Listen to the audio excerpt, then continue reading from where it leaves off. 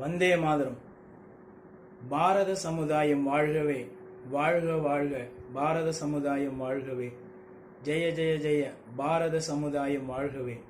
30 கோடி ஜனங்களின் சங்கம் முழுமைக்கும் பொது உடைமை, ஒப்பில்லாத சமுதாயம் உலகத்திற்கு ஒரு புதுமை. மகாகவி சுப்பிரமணிய பாரதியார். இன்றைய காணொளியில் நாம் பேசப்போகும் தேசபக்தர்கள் சண்முக சுந்தரம் ஐயா, தங்கராஜு ஐயா, குமாரசாமி ஐயா ஆகும். சண்முக சுந்தரம் ஐயாவை இந்த தேசத்திற்கு வழங்கிய மண் அரியலூர் ஆகும். இவர் 1940ஆம் ஆண்டில் தனிநபர் சத்தியாகிரக போராட்டத்தில் பங்கேற்றார். அதற்காக 42 நாட்கள் சிறை தண்டனையை பெற்றார். அந்த தண்டனையை திருச்சி மத்திய சிறையில் பெற்றார். இவருக்கு 100 ரூபாய் அபராதமும் விதிக்கப்பட்டது. தங்கராஜு ஐயாவை இந்த தேசத்திற்கு வழங்கிய மண் அரியலூர் திருக்களப்பூர் கிராமமாகும்.